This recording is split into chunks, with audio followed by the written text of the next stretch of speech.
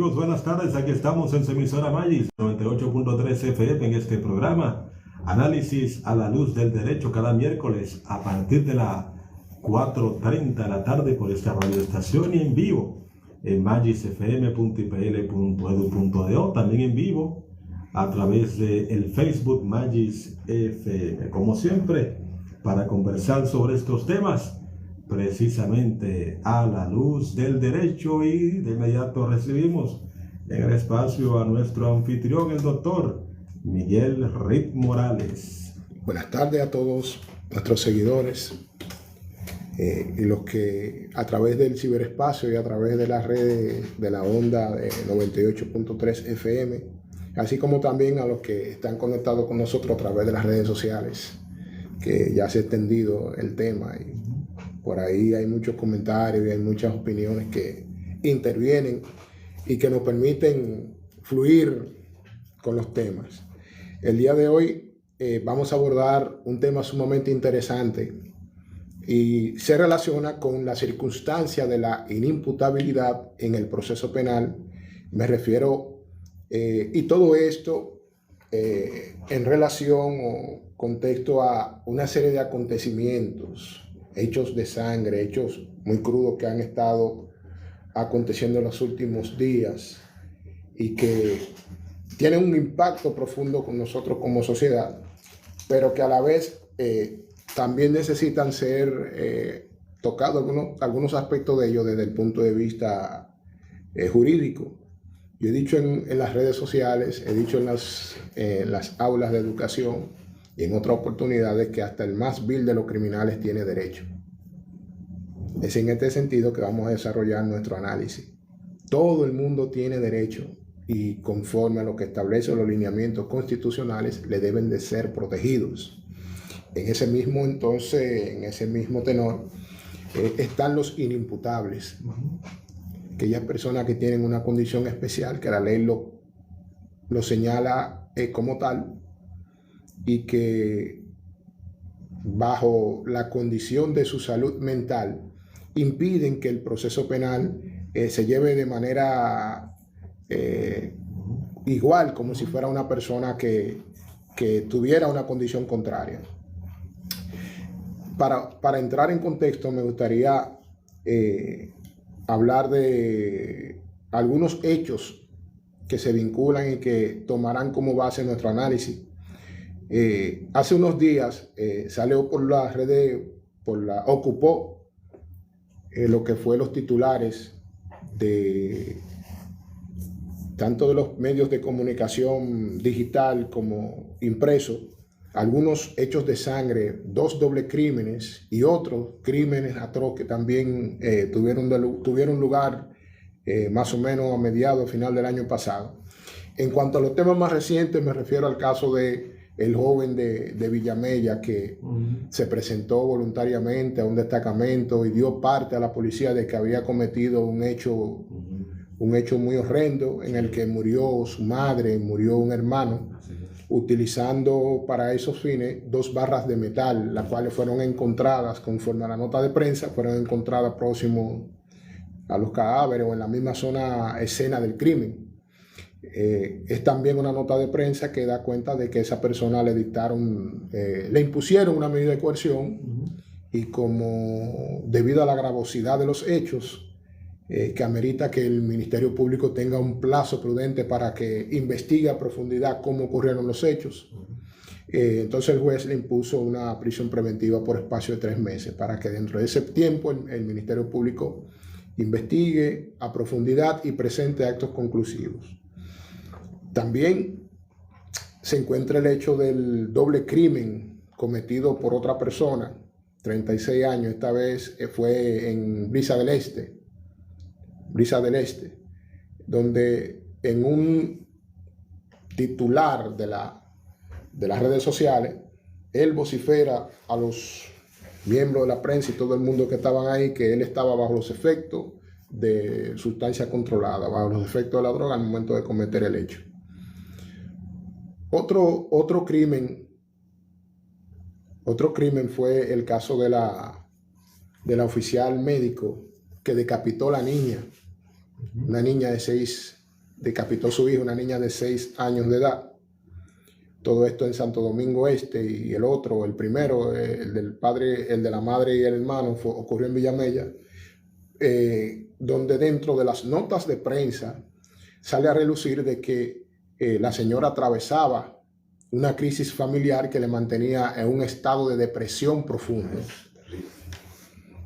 Y sobre la base de estos ejemplos queremos ir desarrollando de manera que se pueda entender, alejado de tirar un velo de impunidad o de que se pudiera entender que hay algún grado de parcialización, no, sino que lo estamos analizando a la luz del derecho y conforme establecen las normas. Las condiciones de estos 3 casos que tomamos como ejemplo, como ellos hay muchísimos más, algunos que no alcanzaron titulares en la prensa, pero que son de conocimiento de los distintos zonas donde pudieron ocurrir. Pero estos casos tienen situaciones en común, y es la condición o el estado de ánimo o el estado mental de los infractores. O sea, digo supuesto porque hasta que con el principio de la presunción de inocencia, estas personas deben de atravesar un proceso para ser hallados culpables. Entonces vamos a abordar el tema desde el punto de vista de los supuestos. Estas personas tienen un común denominador, y es el estado emocional, su psiquis, su estado mental, dentro de las circunstancias como se desarrollan esos hechos de sangre hacia el interior de la mentalidad del infractor, dentro del momentum que se está desarrollando el hecho. Es interesante que tenemos que conceptualizar varios términos para que más adelante pudieran entenderme cuando esté invocando lo que establece las normas penales en relación a estos hechos. Hablamos de la demencia. Todos estos son condiciones que afectan la condición psíquica o mental de las personas. Hablamos de la demencia. Es un síndrome que se caracteriza por el deterioro de la función cognitiva, o sea, la memoria, el lenguaje, el juicio, el razonamiento interno que realiza la persona ante determinados actos o situaciones, y que de alguna manera afecta la incapacidad intelectual de la persona. Eso es la demencia. Es un estado, un síndrome psíquico, mental, que todo se produce en el interior de los razonamientos y que le afecta todo eso a la persona y que le impide desarrollar una capacidad intelectual en dado momento ante una situación o un acto. Por otro lado, tenemos lo que es la perturbación psíquica, que esto abarca cualquier alteración de manera transitoria o permanente que afecte las facultades psíquicas o mentales del individuo. ¿Cuáles son estas perturbaciones psíquicas? Está la esquizofrenia, está la depresión, está la intoxicación por drogas o por alcohol. Esos estados emocionales se producen en reacción a hechos externos, o sea, que no solamente están en la psique de la persona, sino que pueden producirse, pueden provenir de alguna motivación, de algo externo. Tenemos también el discernimiento. Muchas personas han escuchado esos términos, pero el discernimiento es una facultad mental que le permite a la persona entender la naturaleza y la consecuencia de un determinado acto. La demencia o la perturbación limita, vamos a decir, disminuye o le anula el discernimiento a una persona. Una persona que se encuentra bajo la condición de demencia tiene su discernimiento totalmente, puede tenerlo anulado o puede tenerlo disminuido de acuerdo a cada cuadro. Cada persona pudiera presentar un cuadro diferente, pero estas situaciones psíquicas producen una alteración que la persona no puede percibir la realidad. Tenemos también lo que es el control de los actos. Para tener control de nuestros actos, nosotros debemos tener un discernimiento total, o sea, debemos tener un entendimiento de nuestra realidad, de la naturaleza de nuestros actos y la consecuencia que acarrean. Pudiéramos poner un ejemplo sencillo. Un niño de 1 o 2 años toma una acción o toma una conducta, pero el niño no tiene discernimiento, no tiene ni tampoco controla sus actos, actúa por impulso, por creatividad, por un instinto que lo llevó a hacer tal cosa, meterle un alambre a un enchufle de corriente. Travesura. Exacto, una travesura, pero él no discierne, él no entiende cuál es la naturaleza de lo que está haciendo, ni las consecuencias que le acarrea eso. Entonces, asimismo, hay personas que se encuentran bajo una situación en un determinado momento. Nosotros, a través de la vida, nosotros vemos distintas conductas en muchas personas que nos rodean. Hay veces que la conocemos de oído, simplemente observamos a través de un video. Pero nosotros nada más nos limitamos a juzgar inclusive hasta mediáticamente imponer una sanción penal a esa persona que cometió. Deberían meterle 30 años, deberían botar la llave, trancarlo y botar la llave. En cierto momento la irritabilidad del asunto puede producir esa reacción, pero cuando nos sentamos del otro lado del banquillo, por ejemplo, el juzgador debe de evaluar muchísimas cosas. Quienes conducen la investigación conforme al artículo 15 de su ley 133.11 deben de actuar con objetividad y buscar elementos a cargo y elementos a descargo, pero eso es el romanticismo de la norma procesal. Pero en cuanto a la verdadera ejercicio, la realidad es otra. En ese sentido, y tomando como base estas conceptualizaciones, queremos nosotros desarrollar el tema de la inimputabilidad.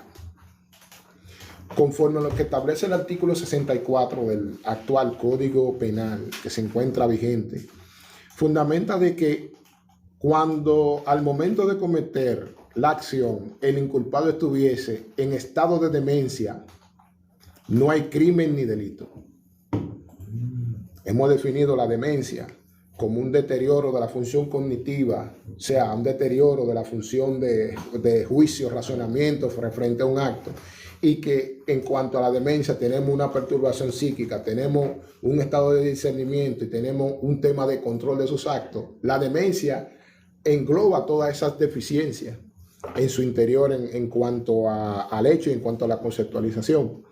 ¿Qué quiere decir esto? Que nuestro Código Penal establece lo que es una excusa eximente y que indistintamente a los hechos que esta persona supuestamente haya cometido o que quisieran endilgárselo o imputársele, la ley simplemente dice que no hay crimen ni delito. ¿Por qué? Porque cuando se examina el elemento constitutivo del delito, culpabilidad, que sobre esa parte es que incide el tema de la inimputabilidad, ha de determinarse de que el sujeto, el infractor, al momento de cometer el hecho, estaba influenciado bajo un estado de demencia. En el nuevo Código Penal, que entra en vigencia el próximo agosto del próximo año, habla en su artículo 15, habla de la inimputabilidad directamente y hace una precisión todavía más estupenda referente a este tema, sino que si del delito que se le está acusando, señalando al infractor, además de ser una infracción por acción, también incluyen aquí en el artículo 15 por omisión, habla de perturbación psíquica que anule por completo su discernimiento. Aquí hay algo interesante, y es que en el artículo 15, para que esa eximente pudiese tener una total validez, en este caso para eximir a esas personas de responsabilidad penal, debería haber una perturbación psíquica total, no parcial, sino una perturbación psíquica total que realmente pudiese comprobarse de manera científica, que es otra parte que quiero mencionar. Recuérdense que dentro del proceso penal está el sistema probatorio y de acuerdo en una etapa especial, en una etapa indicada, la defensa de esos infractores hará uso de su estrategia y dentro de su estrategia incluirá también estos elementos de prueba que han de llevar la convicción total, más allá de toda duda razonable, de que ciertamente su representado o el infractor estaba bajo esta condición, una condición de inimputable. Al momento de cometer el hecho, esa persona no se encontraba psíquicamente en un control de sus actos. En la calle vemos continuamente personas que se encuentran bajo una condición de enajenación o demencia. Ellos tiran una piedra, rompen un cristal, usted pasa y si se descuida le dan un palo, le dan un empujón, lo escupen, le dicen cuantas cosas, palabras groseras. Pero esa persona en sí no tiene control de sus actos. Esa persona no se encuentra en una condición mental que le permita entender de que lo que él está haciendo es creándole un perjuicio a otro. Él está bajo cierta influencia. En este sentido, hay que recordarle a la ciudadanía y a los que nos escuchan y a los que nos ven por las redes sociales de que toda persona tiene derecho y debe de ser protegido. La Constitución, en el artículo 69.4, referente a lo que es la tutela judicial efectiva y el debido proceso, fundamenta lo que es el derecho de defensa. Habla ahí específicamente que le debe ser resguardado su derecho de defensa. Ese derecho de defensa le asisten a cada parte, tanto a las víctimas de exigir una sanción, pero también al imputado le deben de ser resguardados sus derechos de defensa. Es doloroso ver que estos tipos de hechos tengan lugar o se materialicen en nuestra sociedad. Hoy fueron ellos, pero mañana pudiéramos ser nosotros o alguien conocido. De igual manera es doloroso, de igual manera produce rabia, inclusive personas que llevan hasta rencor sobre esto, pero hay que entender dentro de la parte humana la situación y el contexto como se desarrollan este tipo de situaciones que lamentablemente impiden o limitan que usted tenga una satisfacción, entera satisfacción de la justicia. ¿Por qué? Porque se tratan de personas que están en una condición especial y que la norma, el legislador, quienes hacen las leyes, observaron y vieron que de qué manera pueden imputarle, bajo la teoría de la imputación objetiva, pueden imputarle cargos o faltas, cómo se le puede sancionar a esas personas de manera igualitaria a las personas que están en plena condición de salud mental. Ahora bien, la otra cara de la moneda es que dentro de las situaciones, si bien es cierto de que a los inimputables no se le puede imponer una sanción penal, una carga de sanción penal, igual que a las personas que se encuentran, que cometen actos de manera consciente, el legislador también ha establecido una especie de sanción. Y el sentido común creo que a ustedes los ha guiado hasta esa parte sin conocer la ley. ¿Qué dice el nuevo código penal? Establece que esas personas van a ser sancionadas de una manera especial, y es que se le dictará a ellos lo que se conoce una medida de seguridad. Una medida de seguridad es una disposición que establece el Código Penal, que si bien es cierto no sería una prisión per se, sino que se buscaría un lugar adecuado para que esta persona pasara a ser reformada, le sea ayudada, le sea tratada de manera a través de los avances científicos, buscando que de alguna manera esta persona vuelva a su lucidez, dándole una segunda oportunidad como ser humano de que vuelva a su lucidez, y o si no, que sea tratado de manera adecuada.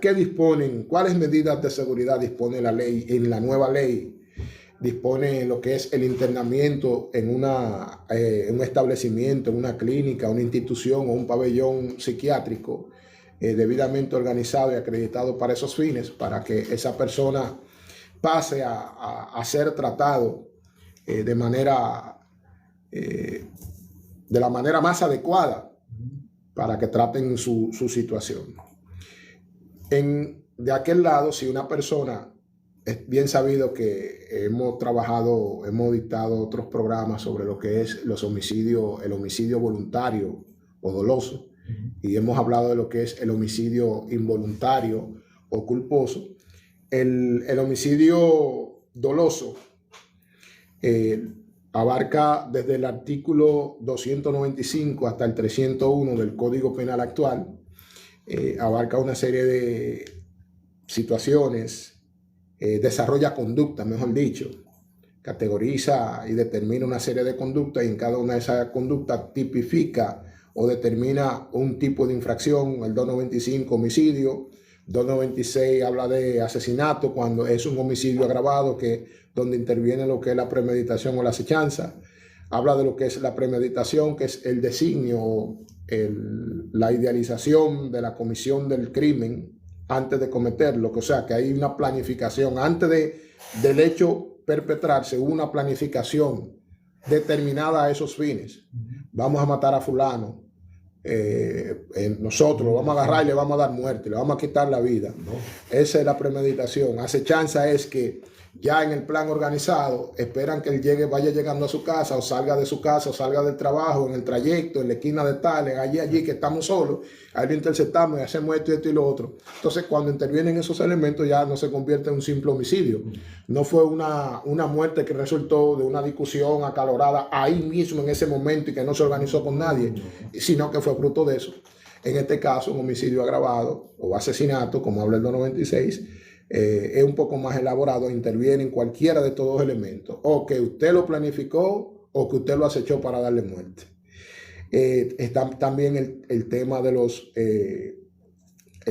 parricidios, que fue el primer caso que me referí, el caso del joven de Villamella que mató a la madre, cometió un parricidio, porque habla de padres y madres legítimos, naturales, o sus ascendientes legítimos.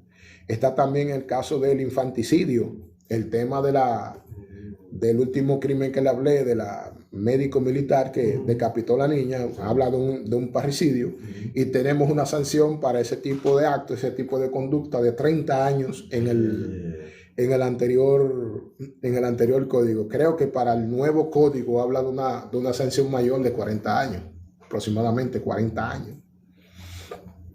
Entonces, creo que nuestro tema ha llegado hasta aquí ahora, el tema de la inimputabilidad, esperando de que pudiera ser aceptado por la sociedad y entender de que esos seres humanos que estuvieron bajo una perturbación cometen actos desagradables.